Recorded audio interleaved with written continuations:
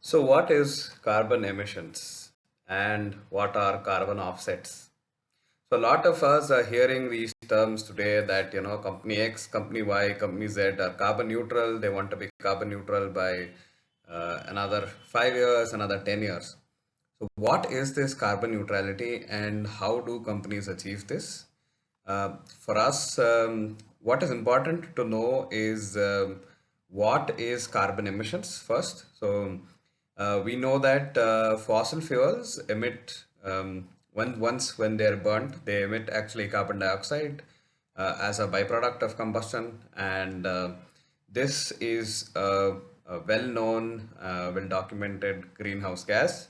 With the increase in the greenhouse gases in the atmosphere, it increases the temperature of the atmosphere because temperature of the entire generally earth. So the global warming concept comes into picture. So global warming typically is that every day the earth gets heated up, and then at night it cools off, basically radiates the heat. But carbon dioxide forms a layer that actually reflects the heat back to the earth. It doesn't let it get back to space.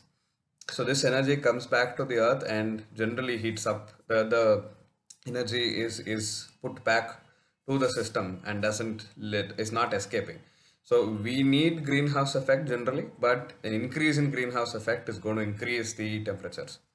So a lot of companies in their production will use fossil fuels and like basically through either combustion of methane or combustion of fossil fuels or consumption of electricity that is derived from coal or derived from thermal power plants that typically burn coal. So this is called as carbon emissions. So every greenhouse gas, irrespective of whether it's carbon dioxide or is it's methane or any other greenhouse gas effect, any other greenhouse gas is considered as carbon emission. There's nothing like methane emission, carbon emission, and other stuff. So everything is put under carbon. So it's basically CO2 that is getting added to the atmosphere because of certain say processes that involve burning of fossil fuels. So for us to run a particular machine, we need say an increase we need steam to be built up. So we basically burn fossil fuels to get water to convert it to steam. So this typically whatever usage is there is basically put as a positive carbon emission. That means the carbon emission is basically increased by the company because of this process. So over a period of time, the number of the carbon emissions is basically going to increase. So a lot of companies will buy something called as carbon credits. That means they pay the government the money for excessive carbon usage. It's more like a I don't know if I can call it carbon tax, but generally if the company is carbon neutral, it is a little more sustainable in terms of the electricity usage, the usage for reduction in terms of the fossil fuels. So many companies are now looking to go carbon neutral. Whether carbon neutrality is actually getting to be sustainable is a big question mark because the idea is in terms of carbon neutral, that is if you go beyond a certain extent in your carbon emissions, you are having a deficit. So it's allowed for you to have 100 carbon credits. If you're going beyond 100, say 120, so you need to compensate that with carbon offsets. That's the term that is used.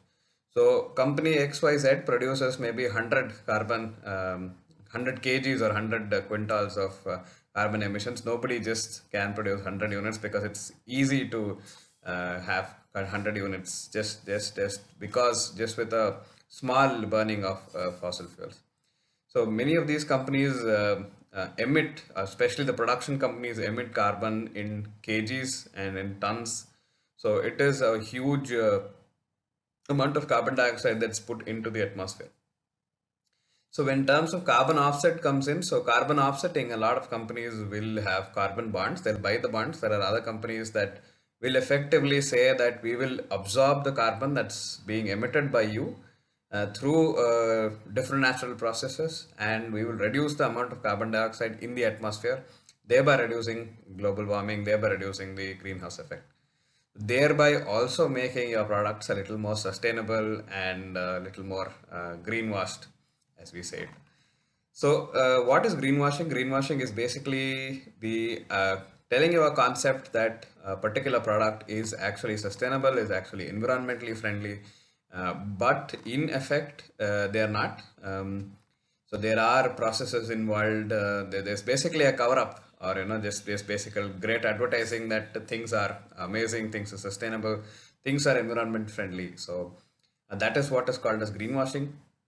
So coming back to the point of carbon offsets, so many companies will prefer to say maybe plant trees, maybe invest in certain other mechanisms that will reduce the carbon emissions. Say for example, giving somebody uh, access to LPG or access to any other material or electric inductors in terms of change moving out of burning firewood. So that is also considered as an offsetting program. But the catch is usually happens that a company in another continent comes basically is producing carbon emissions in that particular country, but then the offsetting is happening in a different country wherein the offsetting is cheaper, is lesser. So effectively, it is saying we'll give you license to drive badly, but then if there are injuries, then we'll compensate, and we will basically compensate in another country to somebody else who is suffering. So this is exactly what is carbon offsetting, carbon emissions, and what is greenwashing. So I will leave it up to you guys to decide what is whether carbon offsetting or being carbon neutral is actually the right method that is being used for offsetting, rather than reducing say the overall usage of electricity in the first place and offsetting it in the very same place that you are producing it. You are basically offsetting it with another country. It is basically for compliance, and not necessarily that companies really believe that they are making it for the future of the world. So it's a mixed bag of views that we have with many people across the world on carbon emissions, carbon offsetting, carbon neutrality, and all these associated topics that come with sustainability as a bandwagon. So I hope this video was interesting for you, and I hope you've had some interesting things to learn from this. And that's it from my end. Have a sustainable week ahead.